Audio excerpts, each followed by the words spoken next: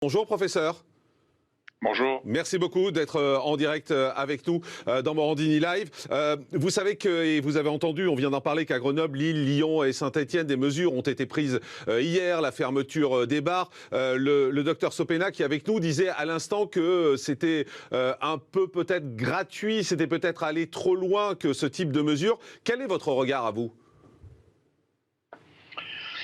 Écoutez, moi, je veux faire une dissociation entre les mesures dont je veux pas la responsabilité et globalement l'état de crise nerveuse dans lequel le pays se trouve plongé, qui dépasse un peu la raison et l'entendement. Donc il y a une dramatisation qui ne correspond pas au risque que chacun court dans cette affaire. Qui continue et effectivement on peut se poser la question de savoir si maintenant définitivement l'Europe de l'Ouest va vivre en restant à la maison. Professeur, je voudrais qu'on dise un mot sur l'hydroxychloroquine. Est-ce qu'aujourd'hui vous continuez à dire que ça marche ? Question simple.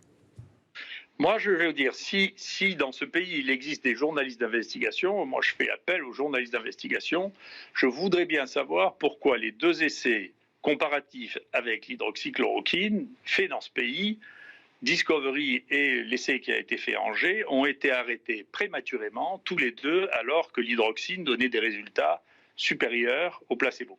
Ça, c'est du travail de journaliste, et c'est pas jaser sur un plateau. Ça m'intéresse, alors il y en a qu'un qui s'y est intéressé, c'est celui de François pour l'instant, mais je voudrais bien que des journalistes d'investigation interrogent les gens responsables de ces essais pour leur dire, mais comment se fait-il que vous les ayez arrêtés ?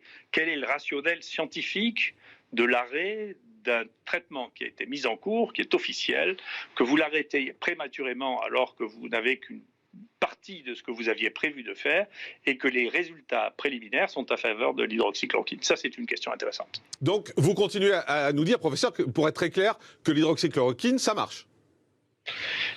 Monsieur Morandini, écoutez-moi une seconde. Je vais essayer de vous redire quelque chose.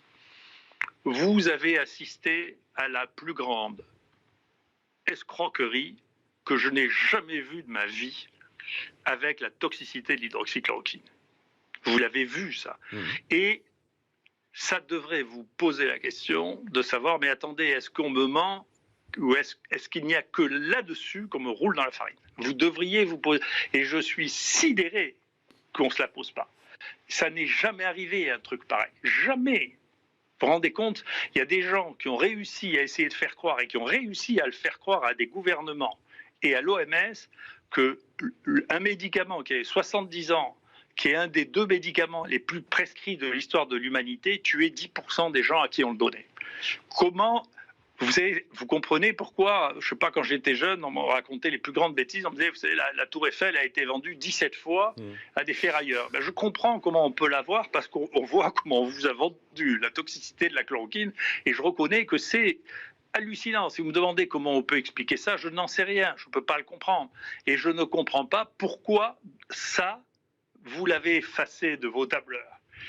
Vous devriez poser la question à savoir, est-ce que vous avez cru à cette histoire de toxicité de l'hydroxychloroquine ? Est-ce que vous avez vraiment cru que c'était possible qu'un médicament aussi connu que ça puisse être toxique à ce point ?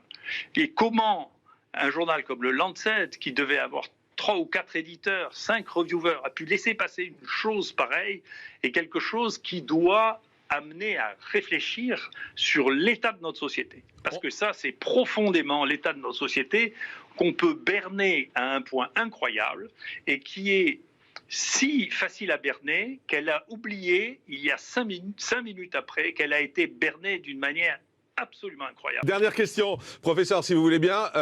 Est-ce que vous êtes plutôt optimiste ou pessimiste concernant l'évolution du virus dans les prochains mois ? C'est pas le virus qui m'inquiète. Moi, c'est l'état de notre société qui m'inquiète. Voilà, c'est l'état de notre société. Parce que si, face à quelque chose qui est relativement mineur comme ça, on arrive à tout arrêter, à arrêter l'économie, à terrifier tout le monde, je me demande, vous savez, la vie est pleine d'événements chaotiques, imprévus, et donc je trouve que la capacité de notre société à répondre à une situation de de cette nature est très très faible. Nous ne sommes pas préparés, nous sommes fragiles, nous sommes anxieux, nous sommes... et je trouve que ça, c'est inquiétant. Voilà. Merci beaucoup, professeur Raoult. Merci d'avoir été en direct dans Morandini Live et merci de nous avoir accordé de votre temps en direct depuis Marseille. Merci beaucoup. Docteur Martine Pérez.